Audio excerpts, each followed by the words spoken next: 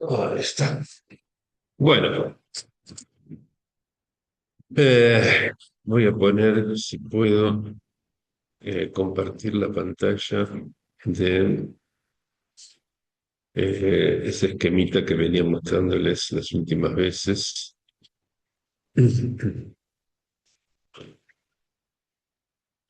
Sí, ahí está. Vamos a ponerlo ahí.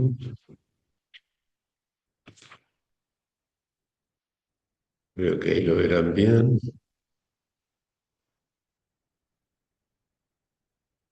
Ahí está, ¿no? Sí.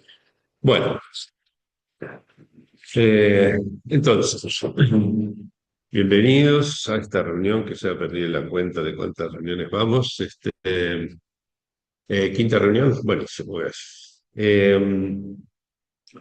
Sigo repasando, leyendo críticamente, mejor dicho, los desarrollos que fueron llevándonos hasta aquí, hasta este momento. Sigo encontrando cosas criticables y mejorables en las cosas, los pasos anteriores, pero de todos modos pueden servirnos de apoyo.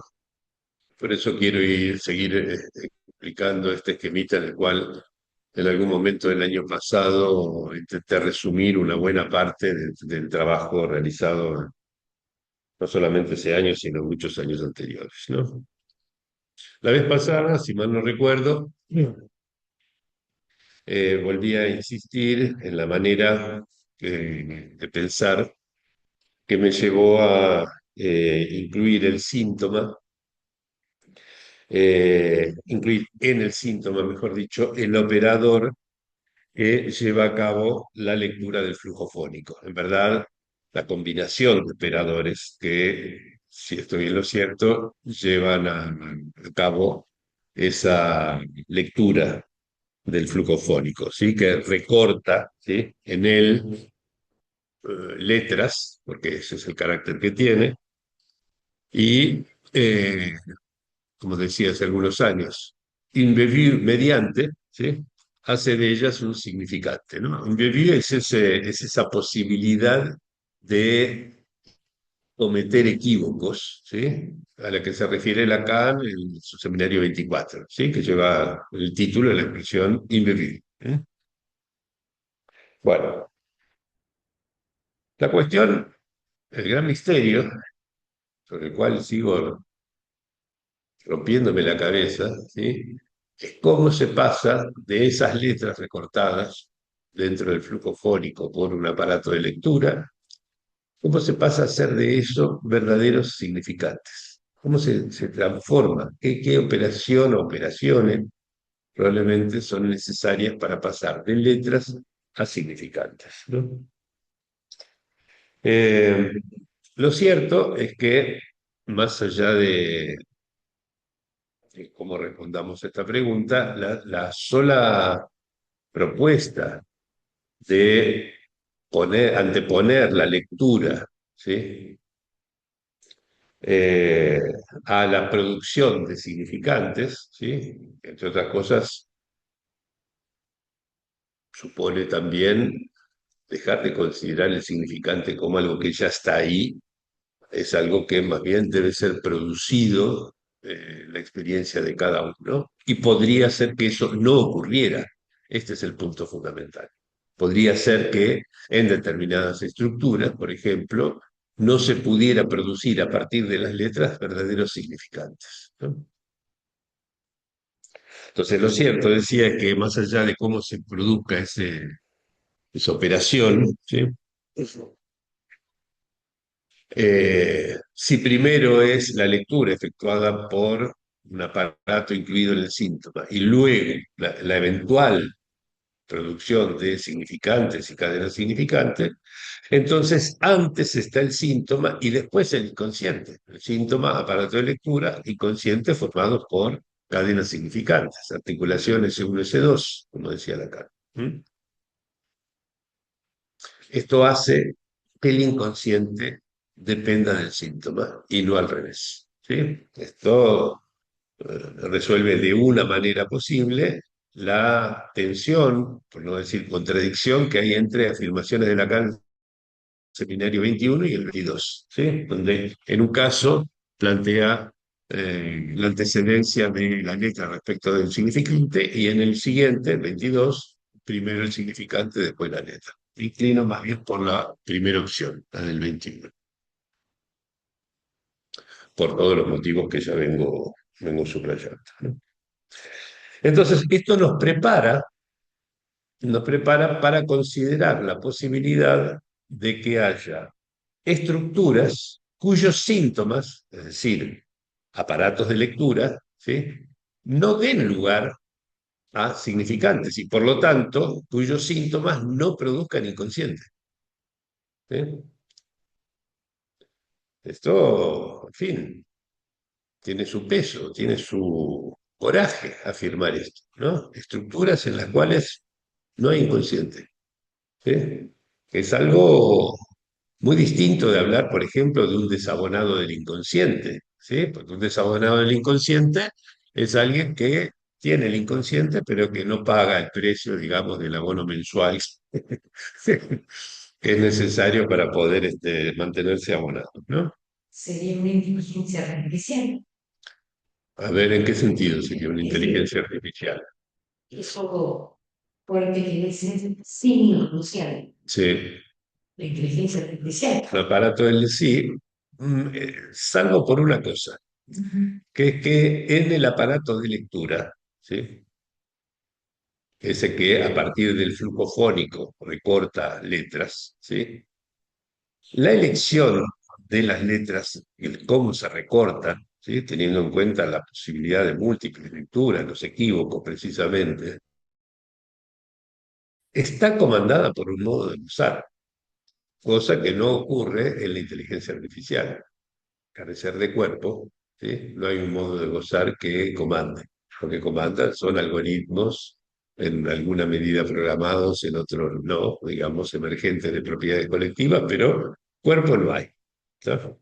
Entonces, en ese sentido, difiere, digamos, el aparato de lectura de lo que sería un lector con inteligencia artificial, ¿no? Bueno, este inconsciente, entonces, del que estamos hablando aquí, ya deja para la historia de las ideas la idea de ser la sede de lo reprimido, como lo había pensado Freud, ¿sí? Este inconsciente es algo que más bien se produce en la experiencia, ¿sí? Y puede producirse o no, ¿sí? Porque efectivamente hay estructuras cuyos síntomas no van a producir jamás inconsciente alguno. Esa es una de mis tesis fuertes, ¿no? Y de paso comento, porque vengo estudiando mucho estas cuestiones en las matemáticas últimamente, que esta imagen del inconsciente es tan constructivista, ¿sí? Como el intuicionismo de Brauer, ¿sí? El que Lacan conocía muy bien.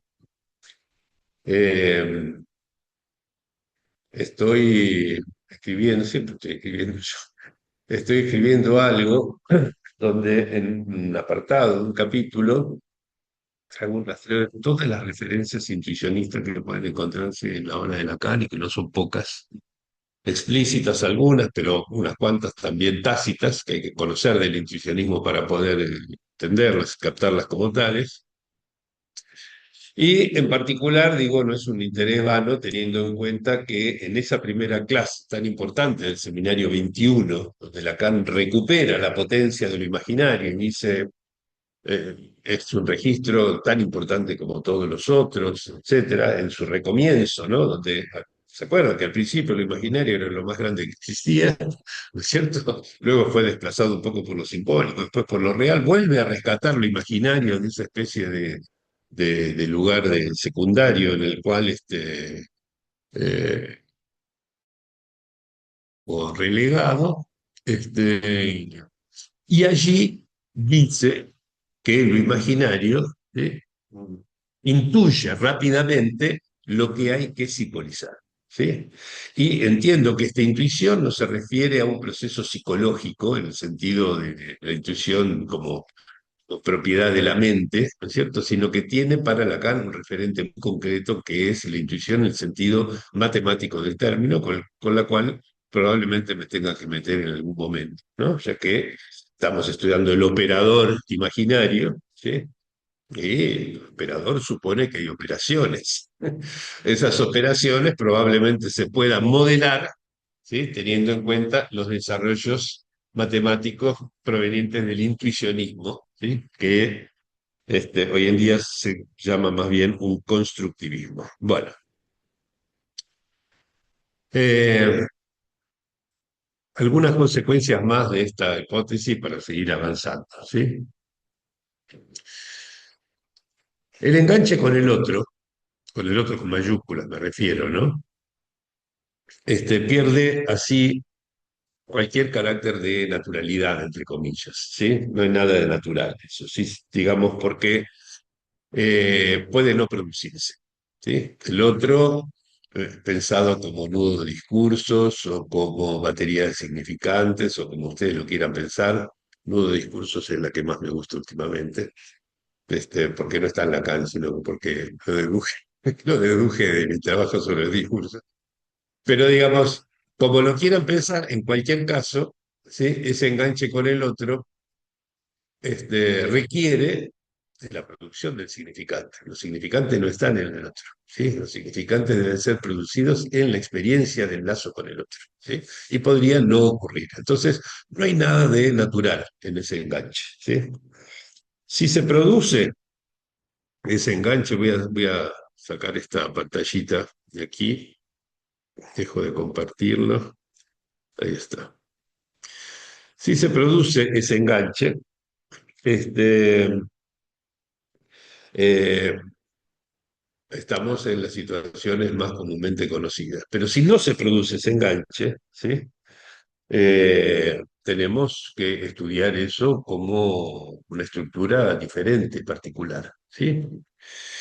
Si se produce, lo importante es que no comienza como un enlace con la cadena significante, ya que primero tiene que constituirse la cadena como tal, ¿sí? O sea, si ustedes piensan, por ejemplo, una enseñanza tan asumida por todos nosotros, lacanianos, yo empecé por ahí, fue lo primero que leí en mi vida de psicoanálisis, no solamente de Lacan, ¿sí? El grafo del deseo de subversión del sujeto de Lacan, ¿no? El primer texto de psicoanálisis que vi en mi vida, ¿sí?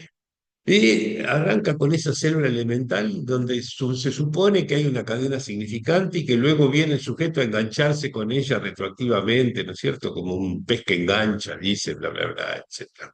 Oh, siempre lo pensé así, décadas pensándolo de esa manera, sí, muchas, que ya tengo algunas décadas leyéndolo. Y sin embargo, hoy en día pienso que el modo de engancharse con el otro no se produce a la manera que Lacan lo plantea allí en su versión del sujeto. Que por lo menos pienso que vale la pena considerar la posibilidad de que el proceso del enganche con el otro sea diferente. ¿Sí? Es decir, que la cadena significante deba ser producida por el sujeto, ¿sí? Antes de que algo de esa índole pueda ocurrir, tenga incluso chances de ocurrir. ¿Sí? Bueno, eh, para que se produzca, digamos, la cadena significativa. Sí, ¿ibas a decir algo, Lili? Muchas cosas condensadas, siempre Sí, para que el llamado sujeto construya la cadena, estás diciendo, antes de engancharse el otro. sí, Ahora, el proceso de construcción de la cadena, que es un poco lo que vienes explorando, a partir de la experiencia, todo este recuadro que hace, sí, no es sin un otro. Y hay una diferencia entre un otro y lo otro. exacto. Sí, efectivamente. Sí. Tiene que haber gente que hable, efectivamente. Sí, claro que sí. Tiene que haber gente que hable. Pero esa gente que habla, ¿sí? Lo que produce para el cachorro humano, ¿sí? Porque el sujeto no es aún, ¿sí? Lo que hace es producir una serie de sonidos articulados, vinculados con determinadas voces en medio de ciertas experiencias, ¿sí? Pero de ahí a conformar a partir de eso una cadena significante, hay un proceso de lo más complejo. Deben realizarse múltiples operaciones y es eso lo que estoy tratando de interrogar, porque en el medio de esas operaciones algo podría fallar o algo podría funcionar diferentemente de como suele ocurrir, y entonces en esos casos tendríamos consecuencias que se podrían observar en la clínica. Y yo creo que algunas de esas consecuencias, varias de esas consecuencias, son las que dan como resultado la estructura autística, entre otras cosas.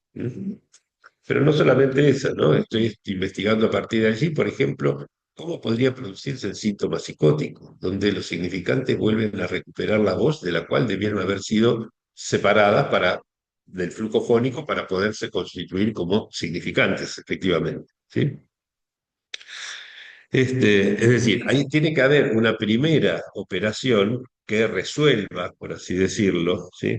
Los equívocos de este flujo fónico ya afonizado, separado de la voz, ¿sí? Y que lo fragmente, ¿sí?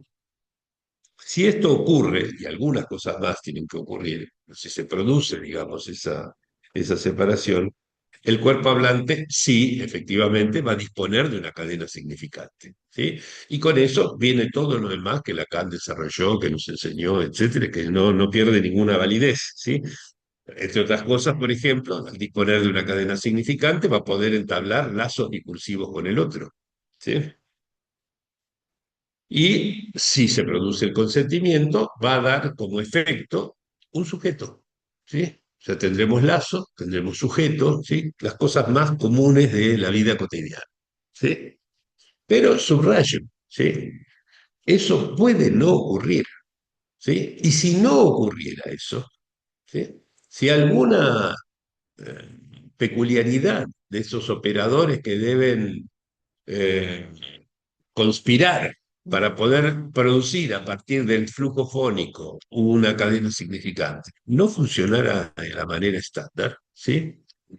En ese caso, el resultado sería que no habría enlace con el otro, ¿sí?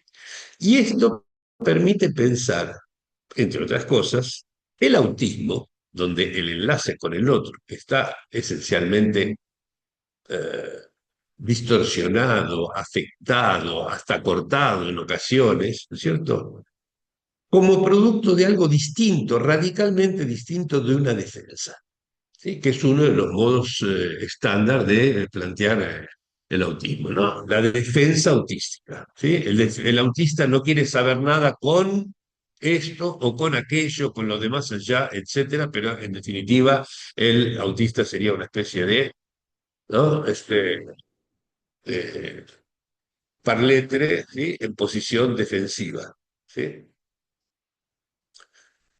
Entre otras cosas, me parece que los testimonios de autistas que han logrado sortear esa dificultad, han podido contarnos su experiencia, incluso escribir libros donde lo detallan maravillosamente, ¿sí? Eh, transmiten cosas que no se dejan reducir a fenómenos de defensa, ¿no? Recuerdo que en algún momento tomé la imagen de la cordillera de los Andes, que para geográficamente los países, ¿sí? Argentina y Chile, ¿sí? La cordillera, nadie duda de que existe una cordillera en los Andes, ¿no? Ahora, hay que pensar que esa cordillera de los Andes es algo erigido por los chilenos para evitar las invasiones argentinas, o por los argentinos para evitar las invasiones chilenas, por ejemplo. Realmente es un hecho, está allí y hay que entender la estructura que tiene, ¿sí? Los valles, los picos, ¿sí? Para ver en qué lugares, por ejemplo, podría hacerse un túnel y producir un atravesamiento y acceder a lo que está del otro lado de esa barrera, ¿sí? Entonces, tal vez más que defensa autística, se podría hablar de una barrera autística, ¿sí? Que, cantidad de tal, podría tener una estructura perforada, por ejemplo, ¿no? Bueno, esta secuencia, digamos, donde tiene que producirse primero una disociación, ¿sí? Entre el flujo jónico y la voz, ¿sí? Para que voces diferentes puedan dar lugar a un mismo significante. Si quedara eso vinculado a la voz del emisor, no habría manera de producir a partir de eso un significante como tal, ¿no es cierto? Entonces, primero disociación, luego operación de lectura, ¿sí? De ese flujo fónico ya afonizado, digo, ¿no? O sea, disociado de la voz, ¿sí? Y en tercer lugar, el consentimiento de alguien, digamos, que el consentimiento que puede producir un sujeto a partir de la representación por medio de un significante ante otro significante, ¿no? La secuencia entonces es disociación, lectura, consentimiento, ¿sí? Y esto es, digamos, son tres etapas lógicas, ¿sí? Que por supuesto podrían interrumpirse en cualquier momento, podrían no ocurrir, no necesariamente una lleva a la otra. Cada una es condición de posibilidad de la siguiente, ¿sí? Pero no garantiza la efectuación de la siguiente etapa, ¿no es cierto? Entonces, ¿qué ocurriría, digamos, en caso de que se interrumpiera esta secuencia? ¿Sí? Cada una de esas posibilidades de interrupción de esa secuencia daría lugar a una constitución diferente de la realidad. O sea, la realidad para alguien que lleva la secuencia en sus tres etapas hasta su término, ¿sí? Va a ser distinta de aquel que queda en la segunda etapa o en la primera, por ejemplo, ¿sí? Esto es algo, como no puedo estar repasando todo al mismo tiempo, esto es algo que desarrollo en un articulito con el que respondí a un pedido de esta revista muy bonita, española, Letras Lacanianas, ¿sí? Y el artículo se llama Antes del fantasma, ¿sí? O sea, hablo de como etapas lógicas que debe producirse para eventualmente poder producir un fantasma, ¿no? Muy lindo porque está en un número que se llama La construcción de la realidad, ¿no?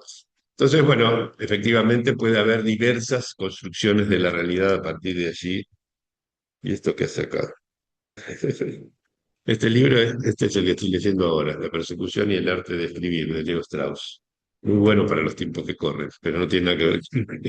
Me lo traje colado entre los libros que traía.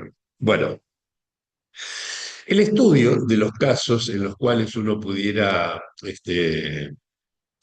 al menos hipotetizar la interrupción de esta triple secuencia, ¿sí? La constitución de la realidad, ¿sí?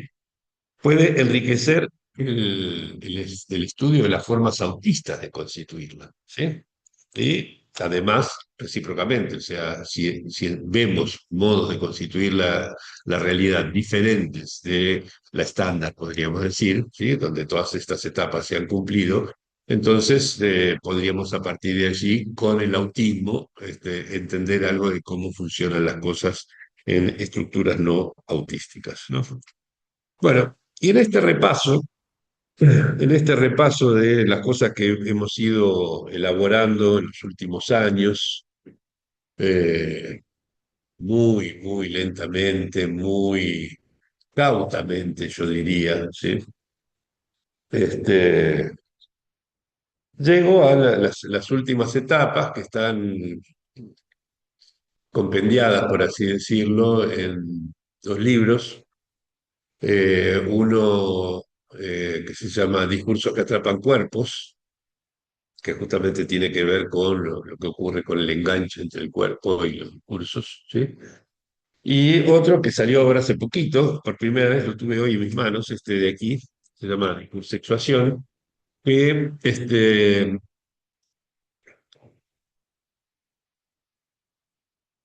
nota primero que Lacan desarrolla al mismo tiempo su teoría de la sexuación y su teoría de los discursos en los mismos años, ¿sí? Nota que además Lacan se ocupa de la sexuación en términos de lo que ocurre con colecciones de cuerpos, ¿sí? Y sin embargo, el enlace entre la teoría de los discursos y la teoría de la sexuación nunca fue hecha por Lacan, aunque hay muchas cosas que sugieren la posibilidad de hacerlo. Bueno, este libro muestra cómo es posible, una de las posibilidades de hacer ese enlace entre la doctrina de los discursos y la doctrina de la sexuación de Lacan, además de hacer algunos otros aportes, ¿sí? Muy condensado, demasiado condensado como todos mis libros. Pero bueno, ¿en qué consiste, digamos, estos desarrollos que están en los dos libros, ¿no? Primero, en la idea de que puede haber más de un discurso que atrape a una colección de cuerpos, ¿no? Lacan estudió lo que ocurría cuando una colección de cuerpos era tomada por un solo discurso, ¿sí? O el discurso universitario, o el discurso, no, el discurso analítico, o el discurso del amo, o el discurso tal, así, ¿no? Digamos, y los cambios de un discurso al otro, etcétera. Pero lo cierto es que si uno se pone a reflexionarlo unos pocos minutos, se da cuenta de que la situación habitual es que las colecciones de cuerpos estén atravesadas al mismo tiempo por dos, tres, muchos discursos diversos, ¿sí? Y el modo en que se componen los efectos en cada uno de esos cuerpos, de la acción simultánea de dos o más discursos, Lacan no solamente no lo estudió, sino que, un poco más osado, digamos, digo, el modo de abordaje que él tenía, ¿sí? Le impedía abordar ese problema de la composición de discursos. ¿Por qué? Porque él daba de los discursos, ¿sí? Una descripción exclusivamente lógica en términos del logos, del S1, S2, digamos, ¿no es cierto? Pero la lógica no es un buen modelo de las relaciones de causa y efecto. Y para pensar composiciones de discursos tenemos que pensar en relaciones de causa y efecto, o sea, tenemos que pensar dinámicamente. ¿Sí? Es una dinámica lo que puede pensar, expresar el modo en que se relacionan entre sí dos o más discursos que inciden sobre un cuerpo. ¿Sí? Entonces, la lógica tiene esa limitación. No sirve para hacer buenos modelos de las relaciones dinámicas, y por eso es que el modelo que yo planteo es dinámico, ¿sí? En lugar de seguir con los planteos lógicos. Eh, pero la novedad, digamos que esto estaba trabajado sobre todo en el libro sobre discursos que atrapan. Pero lo que introduce de novedoso porque son las cosas más recientes que estuve pensando, es que no solamente uno o más discursos pueden componer sus efectos en los cuerpos hablantes y sexuados, ¿sí? Sino que hay además una vía de retorno, ¿sí? A través de la cual esos cuerpos hablantes y sexuados, inciden en el modo de enlazarse de esos discursos, ¿sí? En esa vía de retorno, o sea, donde el carácter sexuado de los cuerpos, es decir, los cuerpos como sustancia gozante, ¿sí? Inciden en el modo en que se van a enlazar esos cuerpos con los discursos, ¿sí? Ahí volvimos a encontrar el equívoco, ¿sí? Otra vez, ¿sí? Que aparece hasta en la sopa el equívoco, ¿sí? Y no se sabe muy bien por qué está en tantos lados, ¿no? ¿Por qué?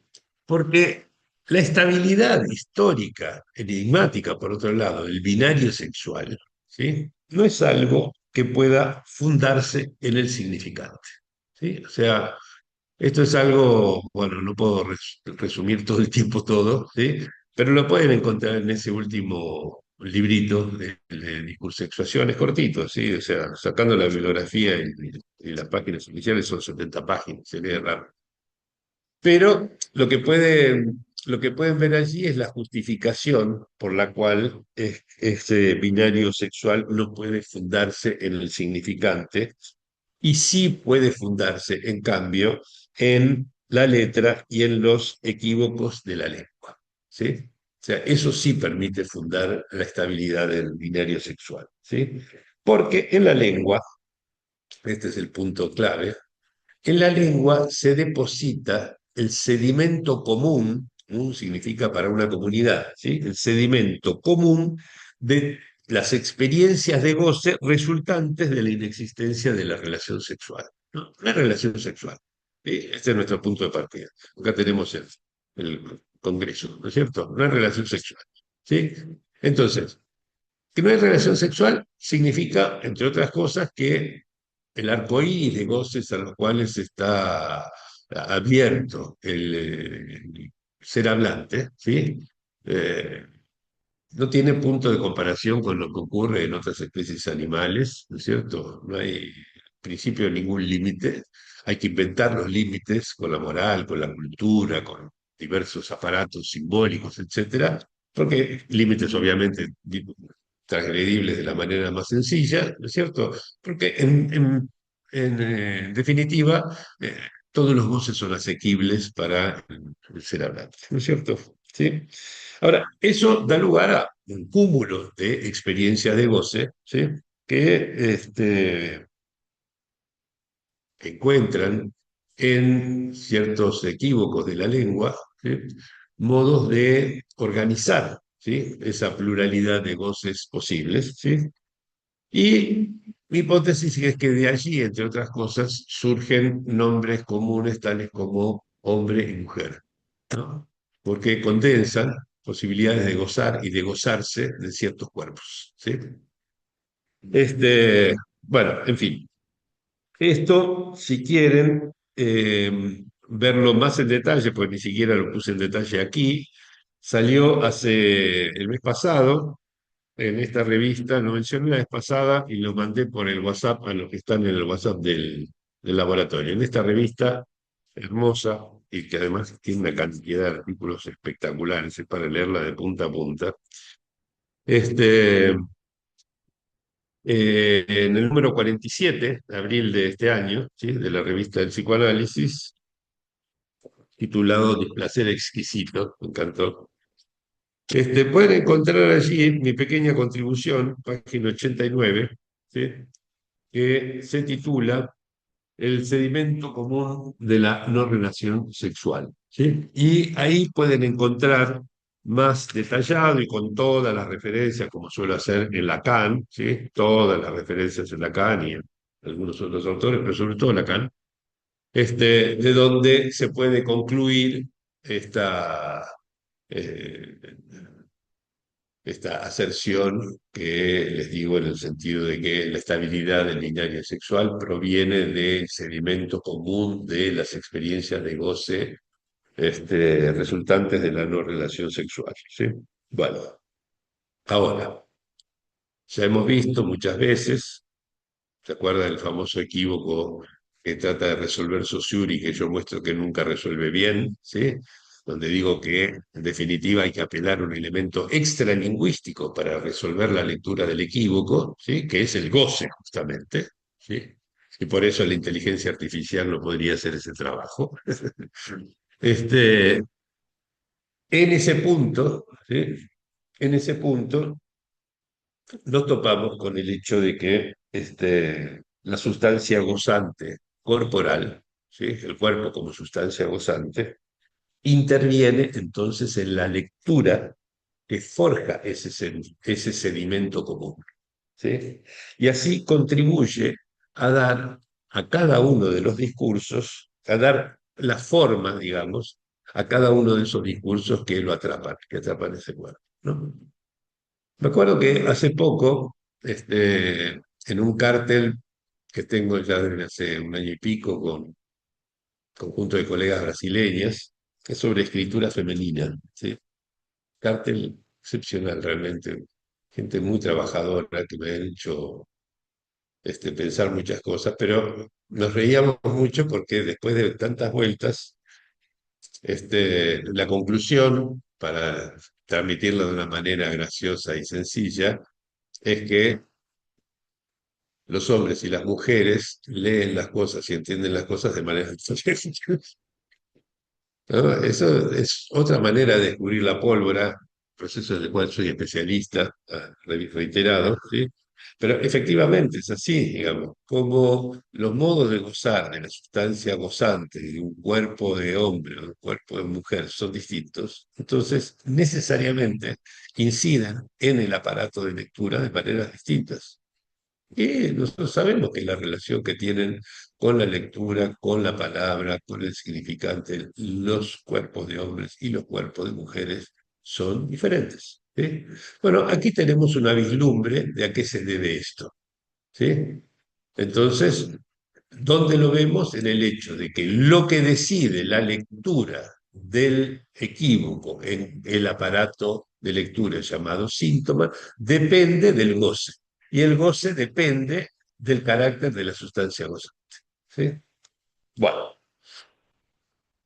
esto es lo que hipercondensadamente está anotado en el esquemita con el que vengo.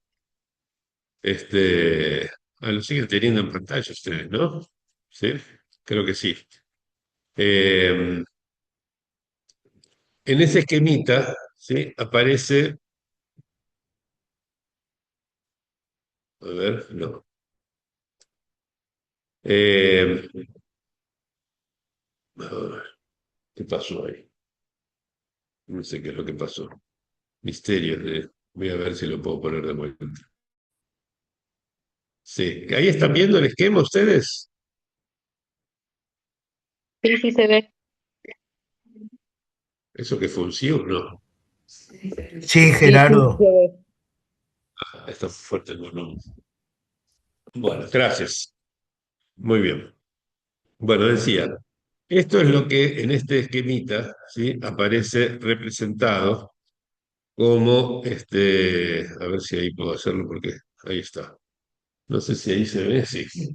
Con este matema, ¿sí? Que es delta J arriba y abajo, phi minúscula, ¿sí?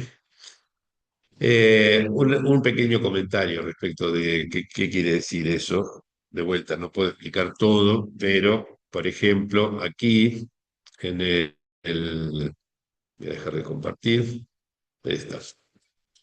Aquí en este librito de discursexuación, ¿sí? Pueden encontrar, si les interesa, en la página 70, ¿sí? Un apartado, ahí se ve, ¿sí? Que habla, cuyo subtítulo es El error común. ¿Sí? El error común es una expresión de Lacan, principio del seminario 19, cuando comenta algunas cuestiones relativas al transexualismo, ¿no?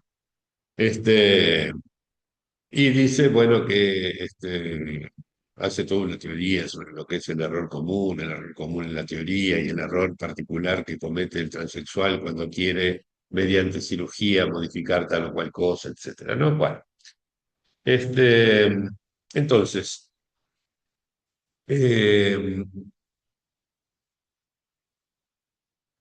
en definitiva, digamos, por eso lo condenso en este pequeño matema, ¿sí? Esto lo lleva a Lacan a decir una frase que siempre me desconcertó además de la manera más, ¿cómo decirlo? Más perplejizante cuando tuve que traducir ese seminario. Era el primer seminario, me encargaba de traducir por primera vez un seminario de Lacan, ya voy por el octavo, estoy traduciendo el himno, el 12 ahora. Este, y no sabía cómo leer esa frase. Dice Lacan, el significante es el goce. ¿Cómo puede ser que el significante sea el goce? Nos hemos formado durante años, décadas, ¿sí? Haciendo el binario y la contraposición entre el significante y el goce. Todos los que nos hemos formado con Miller, acostumbrados a organizar las cosas en términos de binarios, decimos, de un lado está el significante, del otro lado está el goce, y son como, en fin, tendrán sus relaciones, pero son cosas bien distintas, bien diferenciables, etcétera. Y entre el significante y el goce, Lacan pone un es de equivalencia. El significante es el goce. Y la frase sigue, y el falo es su significado. Bueno, crisis total que me llevó bastante tiempo interpretar, porque por supuesto con Lacan siempre aplico el principio de calidad de Davidson y supongo que todo lo que dice de punta a punta de su seminario hasta los ultimísimos seminarios es racional y que yo debo confrontarme con lo que él dice, ¿sí? De una manera como dicho por una persona racional. ¿sí? Que tendrá sus razones, sus argumentos, y voy a suponer siempre que está diciendo algo razonable. Lo cual no quiere decir que no lo vaya a criticar, sino que tengo que entender la razón por la cual lo dice, ¿sí? Encontrar una manera de entender su racionalidad, esté o no esté de acuerdo con lo que él diga, ¿sí? Bueno, encontré una manera de dar racionalidad a esa frase sobre el error común, que consiste esencialmente en retomar algo que Lacan propone en el seminario 9, ¿sí? Seminario sobre la identificación, que es entender la topología del significante como la topología de un corte, ¿sí? O sea, que desde la perspectiva topológica, ¿sí? Hay que entender el significante como un corte. Y dado que cortes hay de muchos tipos, ¿sí? Hay diversos tipos de cortes, topológicamente se los puede distinguir, clasificar, etcétera, estudiar con mucho detalle, ¿sí? Habrá distintos tipos de significantes, ¿no es cierto? Pero esencialmente Lacan lo que plantea es que hay que pensar ese famoso principio diacrítico del significante, ¿sí? El hecho de que cada significante es diferente de todos los otros significantes, hay que pensarlo como con la estructura de un corte, ¿sí? Es decir, que cada significante es un corte, ¿sí? Que separa, podríamos decir, una multiplicidad. Bien, cortes de muchas índoles puede haber, ¿sí? Ahora, decir, por ejemplo, que el significante es el goce desde esta perspectiva, ¿qué querría decir? Quiere decir que el corte entre los modos de gozar que caracterizan a los seres hablantes, ¿sí? Se da en el nivel y que planteamos medios, gracias, que el corte, es decir, el significante, está en el nivel del goce, ¿sí? Que lo que introduce, digamos, esta inconmensurabilidad de los goces que Lacan plantea con mucho detalle, por ejemplo, en el seminario 14, ¿ya? ¿Sí? Con todo su juego, con la serie de Fibonacci, el número de oro y todo eso, lo que hace es mostrar que hay un corte irreductible entre dos formas de gozar. Y esas dos formas de gozar serían entonces la pieza clave, ¿sí? Del binario sexual, ¿sí? Ahora bien, solemos pensar que la diferencia entre un modo de gozar y el otro modo de gozar, que es absolutamente inconmensurable con él, ¿sí? Solemos significar esa diferencia significante, ¿sí? Ese corte, digamos, en el nivel de los goces, solemos significarlo como que tiene que ver con la pequeña diferencia, es decir, con la diferencia entre fálico y castrado, entre tener y no tener, o entre tener y ser, etcétera, es decir, la famosa fi minúscula. ¿Ok? Y ese es el error común al que Lacan se refiere en la primera clase de su seminario 19. ¿Sí? Lo más común es significar el significante, que es el corte diferencial entre goces inconmensurables, significarlo como si dependiera de la diferencia sexual anatómica, es decir, tener o no tener, hace pipí, digamos, ¿no? El estilo de Juanito. Ese es el error común, ¿sí? Y el problema, digamos, del transexualismo es pretender remediar por medio de un cambio en la anatomía, es decir, en el nivel del significado, lo que es en verdad una inconmensurabilidad entre los modos de gozar. Y esto es una experiencia lamentable que muchos de los transexuales que llevan las cosas hasta el plano de la cirugía expresan como una especie de frustración general, que a veces tiene consecuencias terribles, que es el hecho de que dejan de tener el goce que tenían antes con una conformación anatómica, pero al cambiar la anatomía, la otra forma de gozar no aparece como por milagro, ¿no? Entonces, el error común, ¿sí? En el caso del transexual revela su carácter radicalmente erróneo, ¿sí? Bueno, por eso es que escribí parafraseando el algoritmo saussuriano, ¿no? Dado vuelta por Lacan, significante, significado, ¿cierto? Escribí dentro del aparato de lectura, ¿sí? Esto que creo que ahora están viendo ustedes, ¿no? Bajo la forma de significante, diferencia de goces, delta es diferencia, ¿sí? Y J es el goce, diferencia entre los goces, y abajo el significado, que es la pequeña diferencia, ¿sí? El fin minúscula, digamos, ¿no? Ese es el motivo por el cual puse eso ahí. ¿Por qué lo pongo allí? Porque debajo ustedes ven que figura los goces, ¿sí? Y los goces eran dentro del conjunto de los elementos sensibles, etcétera, que aparecen en cada experiencia sensorial, ¿sí? Despejada del flujo fónico, pero los goces eran lo único que permitía discernir qué lectura se iba a hacer del flujo fónico ya afonizado. Entonces, no es lo mismo, ¿sí? El modo de incidencia de la forma de gozar correspondiente a un cuerpo de hombre que la correspondiente a un cuerpo de mujer. Y eso hace que los síntomas correspondientes a los cuerpos de hombre, ¿sí? Y los síntomas correspondientes a los cuerpos de mujer tengan caracteres diferentes, ¿sí? Yo pienso que en algún sentido volvemos a entender un poco por qué está tan bien justificado remitir la histeria al útero, ¿sí? Que es un órgano que solamente aparece en el cuerpo de mujer. ¿No? Bueno, en fin, pero no me voy a meter con esos asuntos así históricos. Estamos llegando casi a la una y con esto ya avancé bastante respecto de lo que quería transmitir de este esquemita antes de sacarlo de la pantalla, ya que lo están viendo. eh, Quería comentarles algo. Ustedes vieron que este esquema, que algunos eh, equipararon, homologaron al esquema óptico de Freud, de la interpretación de los sueños, ¿no? Porque tiene etapas que van de un lado hacia otro, ¿no? Este, Lleva de la experiencia sensorial, o si quiere, en términos más simplificados, del sentido, ¿sí? Perdón, del sonido, ¿sí?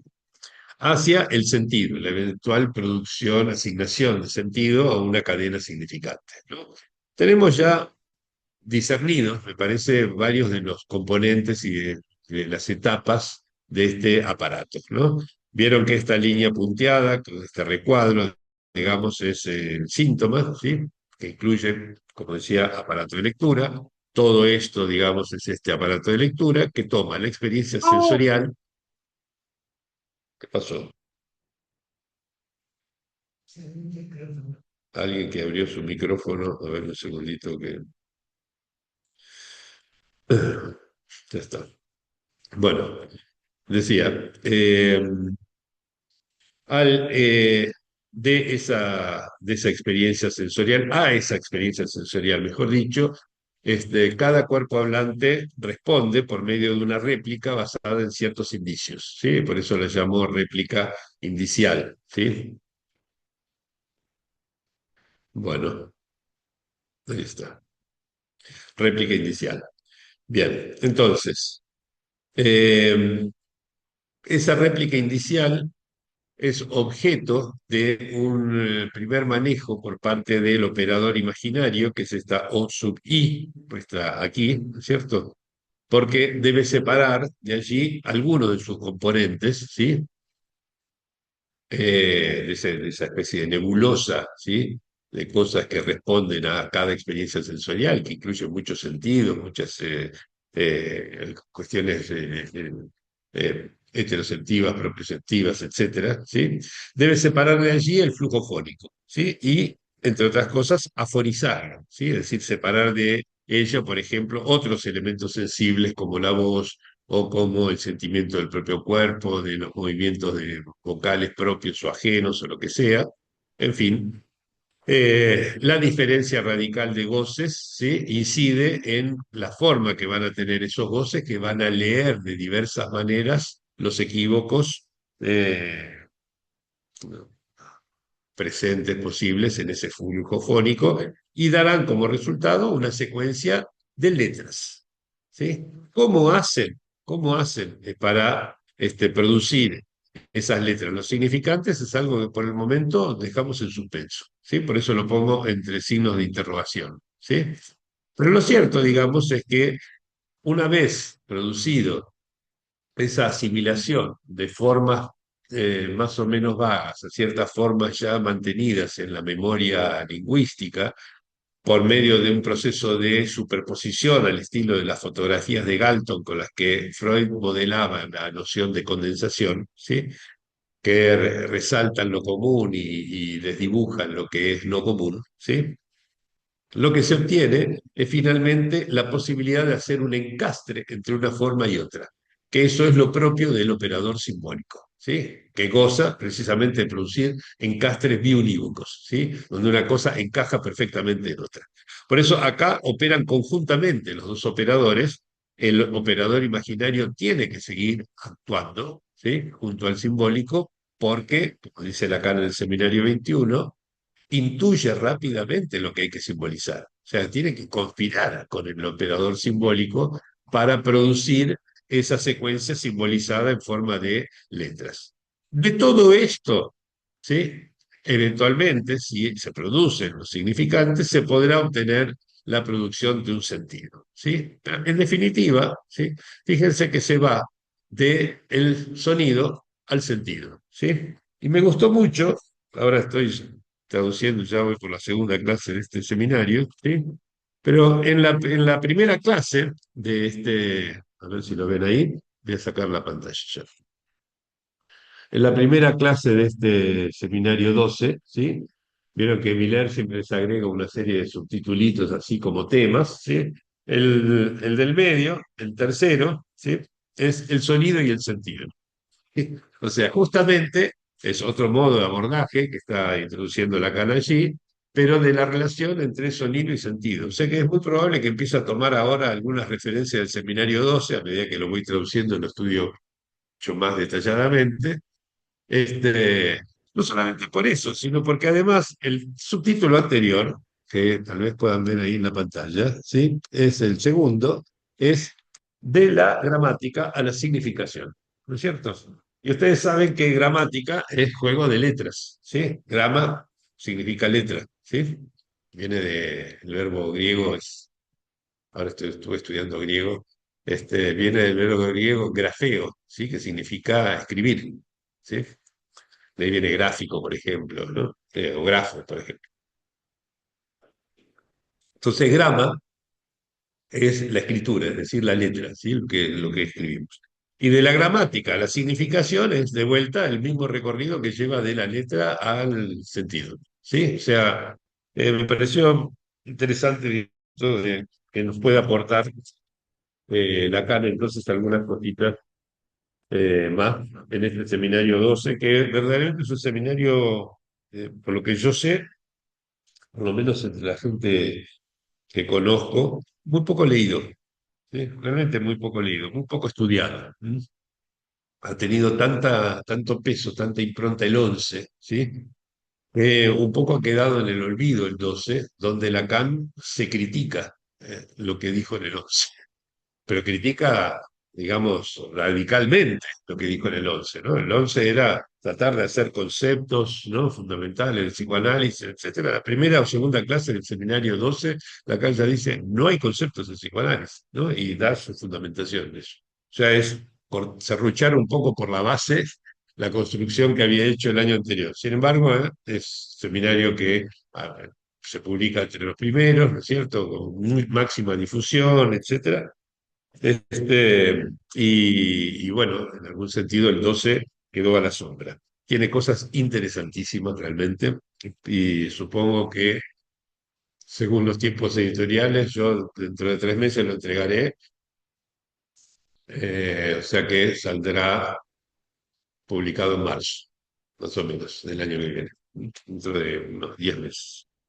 Bueno, Eh, iba a decir algunas cosas sobre el autismo, los casos clínicos de autismo que también tuvieron un efecto decisivo en mi interés por dedicarme todo el año pasado a estudiar el equívoco y particularmente lo que ocurre con el aparato de lectura en el autismo.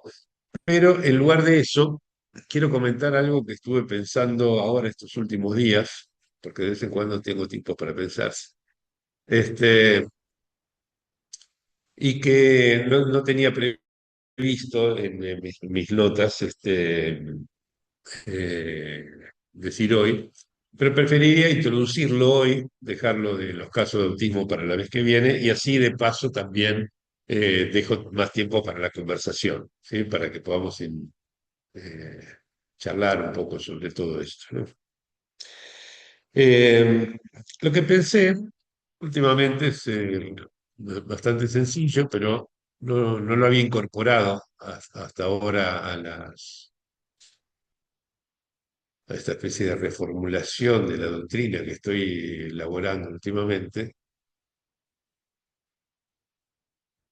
En este esquemita, ¿qué lugar para el analista? Voy a volver a ponerlo, insisto, con este esquemita que a mí me está orientando bastante. ¿Sí? Ahí lo ven, ¿no es cierto? En este esquemita, ¿dónde ubicar al analista? ¿No? Porque la operación que realiza el analista, en algún sentido, podríamos resumirla en la expresión leer lo que se escucha. El analista es un lector de lo que escucha, ¿sí? Hace una operación de lectura de lo que escucha. Y esa operación de lectura de lo que escucha puede, más allá de que se apoye o no en un equívoco de la lengua, ¿sí? Lo que es seguro es que puede tener una incidencia, a veces radical, ¿sí? En el síntoma, ¿sí? Perturbar de una manera irreversible, ¿sí? Esa estructura repetitiva que tiene el síntoma, ¿sí? De hecho, es lo que se busca, ¿sí? Que haga algo con ese síntoma que nos atormenta, digamos, ¿sí? Entonces, yo he estudiado desde diversas perspectivas el modo, por ejemplo, bajo la vía de la interpretación, bajo la vía de la alteración de la economía de los voces, etcétera, ¿sí? Pero me gustaría empezar a pensar desde la perspectiva de estos operadores imaginarios y simbólicos, incluidos en esta operación de lectura de cada experiencia sensorial. ¿Qué lugar para el analista? ¿Dónde podríamos ubicar al analista? ¿No? Y pienso yo que si tomamos esta definición amplia, digamos, del psicoanalista, tal vez debamos afinar un poco luego, pero esta definición del analista como un lector de lo escuchado, ¿sí? El analista necesariamente debe poder introducirse como un elemento del aparato de lectura, ¿sí? O sea, sin el analista ya hay un aparato de lectura de lo escuchado, ¿sí? Que es el síntoma. El síntoma es aparato de lectura de lo que se escucha, ¿sí? El analista también lee, ¿sí? Entonces, el analista le lleva la contra al síntoma, ¿sí? O es una especie de parásito del aparato de lectura sintomático que empieza a introducir perturbaciones en el modo de lectura que espontáneamente produce el síntoma, ¿no? O sea, quizás la manera de pensar esa cosa aún misteriosa, ¿sí? Que llamamos transferencia, ¿sí? Sin la cual todos estamos de acuerdo. Sin transferencia no hay manera de que el análisis tenga alguna eficacia. Solo trabajamos, tenemos eficacia bajo transferencia. Pero quizás la cuestión de la transferencia no se reduce, ¿sí? Al problema de la relación con el saber, tal como, en fin, se lo ha pensado mucho tiempo, ¿no? En la medida en que el saber eh, solo puede pensarse en términos de articulación significante. ¿Sí? Pero ¿no existirá transferencia, por ejemplo, en estructuras que no cuentan con el significante? Nuestros colegas eh, expertos en autismo infantil, sobre todo, ¿sí? Muchos de ellos que trabajan en la cigarra, aquí en la Argentina, en Buenos Aires, ¿sí? Vienen haciendo desarrollos muy importantes respecto de la transferencia en el autismo, ¿no? ¿Cómo pensar entonces la transferencia en el autismo si no puede decirse que en el autismo haya verdaderos significantes? Y por lo tanto no podríamos ni siquiera plantear el algoritmo de la transferencia. ¿Sí? ¿Recuerdan? En la proposición de octubre, el algoritmo de la transferencia era un significante que se dirige al significante cualquiera del analista y que crea la suposición de saber del inconsciente formado por S1, S2, S3, todos significantes en esa fórmula, ¿no? ¿Qué pasa si no hay significantes? No habría transferencia. ¿Sí? Entonces, lo que yo digo es que quizás haya algo anterior a todo ese aparato del significante de la transferencia, etcétera, de la suposición de saber, algo previo, ¿sí? Que es la posibilidad de que el analista encuentre un modo de parasitar el aparato de lectura sintomático. Entonces, nos independizamos de que haya o no significante, porque el síntoma es anterior. Nos independizamos de que haya o no inconsciente, porque el síntoma es anterior. Nos independizamos de la suposición de saber, porque el síntoma es anterior a todo eso, ¿sí? Y ahora sí podría pensarse la transferencia, ¿sí? Como la manera en que se aloja el analista como parte del aparato de lectura sintomático. ¿Está? Y esto tiene enormes consecuencias, ¿sí? Por ejemplo, nos permite interpretar, ¿sí? el efecto, el efecto de interpretación que tuvo una interpretación muda de Lacan en el caso de Susan Mel, por ejemplo, ¿no? Lacan se había incorporado al aparato de lectura sintomático de Susana Mel, ¿sí? Eso era su transferencia. Como le estoy proponiendo hoy, por primera vez, lo pienso en estos términos, ¿sí? Se había incorporado, había parasitado el aparato de lectura de Susana Mel, ¿sí? Y cuando ella dice Gestapo, en referencia a sus imposibilidades de dejar de despertarse a las 5 de la mañana, ¿sí? Y el horror que eso le causaba y bla, bla, bla. Todo lo que ellas conocen de este caso famoso. Y Lacan se levanta de su asiento y le roza la cara suavemente, ¿sí? Y termina la sesión, haciéndole un geste à peau, ¿sí? Es decir, un gesto en la piel, ¿sí? El efecto que eso tiene, ¿sí? No requirió del uso de la palabra por parte de Lacan. Esa interpretación no se basó en un significante, pero sí en un equívoco de la lengua, ¿sí? Y lo que hizo fue cambiar la lectura, que hacía espontáneamente el síntoma de Gestapo como eh, a las 5 de la mañana vienen los de la Gestapo, se llevan a los judíos a los campos de concentración, horror. ¿Está? Bueno, entonces creo yo que, digamos, hablar de parasitar, ¿sí? Parasitar el aparato de lectura sintomático, ¿sí? Puede ser una buena manera de repensar la transferencia a la luz de lo que estamos estudiando, ¿no? Este, bueno, Eh, nos quedan unos minutitos para charlar, así que dejo de compartir y con mucho gusto voy a escuchar sus comentarios, preguntas, críticas, etcétera, ¿no? Estoy un poco sorprendido incluso de mis propias aseveraciones, porque les puedo asegurar que no había llegado a pensar las cosas en el detalle que lo pensé hasta decirlas ahora, sobre la transferencia en este modo de repensar. ¿Eh? Sí, sí, Es una exposición de repetido, de una técnica contemporánea también. exactamente, sí, sí. Ujú. Sí, alguien creo que abrió su micrófono como para hablar, pero todavía no habló, ¿no? Porque se escuchó algún sonido. Ah, Gerardo, ¿qué tal? Buen día.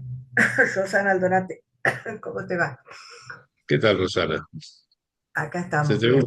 se te ve un poco oscura. Sí, Bueno, a ver si puedo, esperar. Espera, bueno, a ver, adelante. ahí está. Sí, No, pensaba en esto que decías, porque no sé si también está en la línea de que de algún modo el analista completa el síntoma del paciente cuando se habla, por ejemplo, ya en los primeros tiempos de Lacan, de formalizar, ¿no? De la estructura formal del síntoma, ahí también es una tarea del analista, de algún modo, realizar o hacer esa forma, ayudar, no sé, ayudar a formalizar ese síntoma. Es decir, no sé si solamente estaría en relación a la última enseñanza, ¿no? A este abordaje del goce, ¿no es cierto?, en la clínica, incluso más allá de la transferencia, porque generalmente, por ejemplo, leí que Miller y Laurent planteaban que en los últimos seminarios prácticamente desaparece el concepto de transferencia, por ejemplo, ¿no?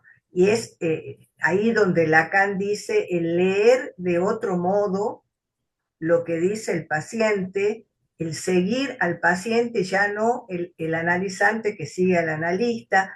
Bueno, toda esta vertiente me resonaba en esto que vos decís sí. de cómo es que lo dijiste tan lindo, pero bueno, a ver, espera un minutito.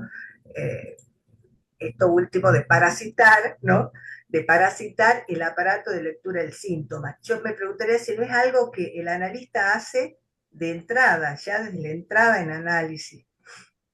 Sí, sí, por supuesto que sí. Sí, yo pienso que es así. De hecho, este sábado tenemos aquí una actividad en la IOL sobre el acto analítico. Y me invitaron a presentar un caso y voy a comentar dos intervenciones que ahora yo las podría leer como el modo en que empecé a parasitar el síntoma de una paciente psicótica, que es la que voy a presentar allí.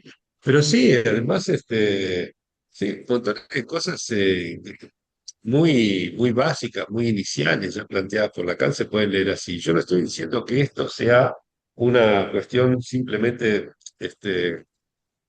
compatible con la ultimísima enseñanza de Lacan, etcétera. No, no, eso son cosas que tienen que ver con maneras de leer la experiencia, tal como Freud trataba de leerla, Lacan y otros han tratado de leerla. Pero me da la impresión de que pensarlo de esa manera, seguir hablando de transferencia, pero reformulada de esta manera, en fin, creo que tiene su riqueza, ¿sí? A mí el planteo yo no lo escuché ni de Laurent ni de Miller, pero sé que hay mucha gente que lo sostiene así, que dicen que ponen mucho el acento en que Lacan en los últimos seminarios no habla ya de la transferencia, etcétera. Y yo le diría, y hay un montón de cosas de las cuales no habla, porque Lacan no tenía la posibilidad de hablar de todo siempre y al mismo tiempo, ¿sí? El argumento por el cual si Lacan dejó de hablar de algo es porque ya no tenía importancia para él, me parece que no es un buen argumento ni una buena hipótesis de lectura, porque me lo imagino a Lacan teniendo que ser como esos malabaristas que sostienen nociones, 20.000 nociones en el aire al mismo tiempo, que si dejan de sostener algunas se caen. No, no, me parece que Lacan estaba interesado en otras cosas, no porque dejara de pensar que la transferencia existía o lo que sea, sino simplemente porque su atención estaba puesta en otro lado, ¿sí? Pero bueno, volviendo a lo que a mi meollo, esto es un detalle de lo que vos decías, Rosana, pero volviendo a lo principal de lo que vos planteaste, yo pienso que es así, que movimientos tales como la rectificación subjetiva, de la que Lacan hablaba al principio de todo, ¿sí? ¿Cómo producimos esa rectificación subjetiva, Blas? las inversiones dialécticas de las que hablaba Lacan comentando al Freud de Dora, etcétera.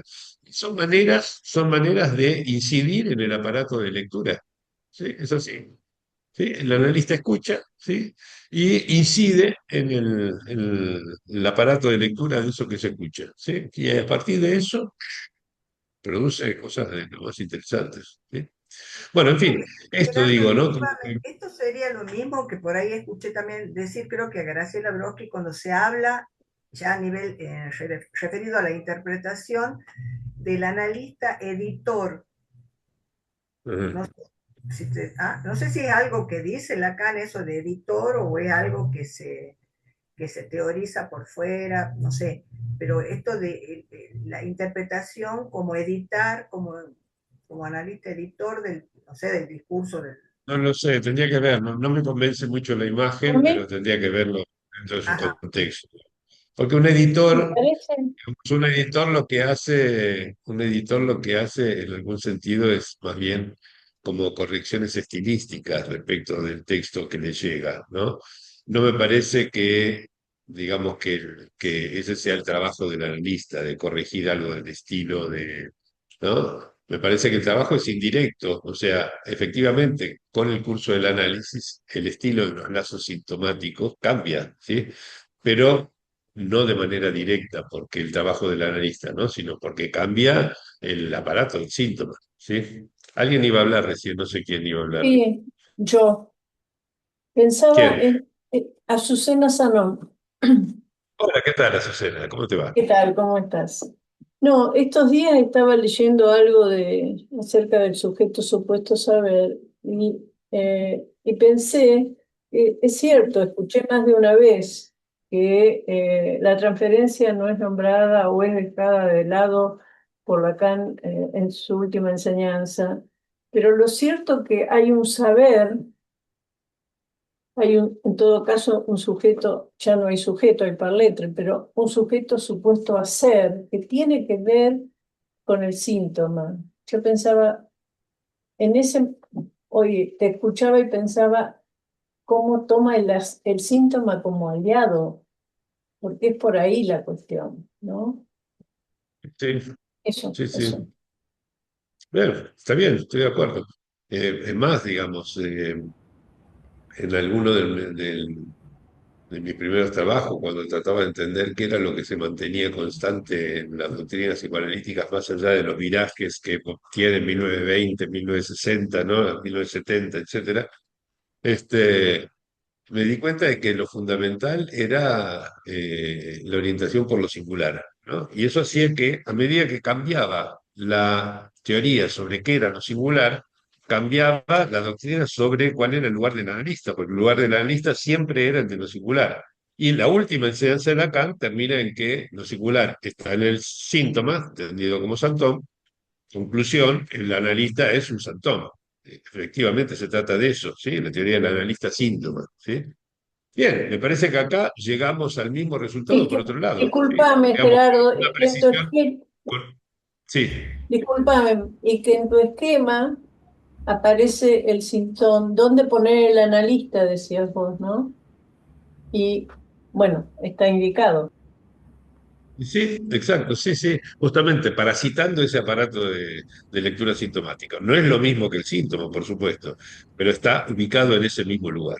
Sí, sí, tal cual. Mira, podría hacer ¿Quién una habla? pregunta a Juan Manuel Domínguez. Espera que Ah, veo. no sé, no se ve su Epa. imagen. No, Ahí ¿qué está. tal? Buenos días. Simplemente la idea esta de parasitar el síntoma, si podría tener algún vínculo con la estructura misma del dispositivo, ¿no? Como algo básico en la cual a una asociación libre, cada tanto se articula una réplica. Si no hay ahí como una especie de homología estructural entre el modo en que propones la conformación del síntoma y el dispositivo mismo. Realmente esa idea, ¿no? Pero que, entendiendo por dispositivo, ¿qué cosa? Clásico dispositivo de la asociación libre, una atención flotante que logra intervenir ahí cada tanto produciendo algún tipo de entretenimiento, de lectura, si no podría haber ahí un vínculo. Me quedé con la idea de parasitar el síntoma como aparato de lectura, ¿no?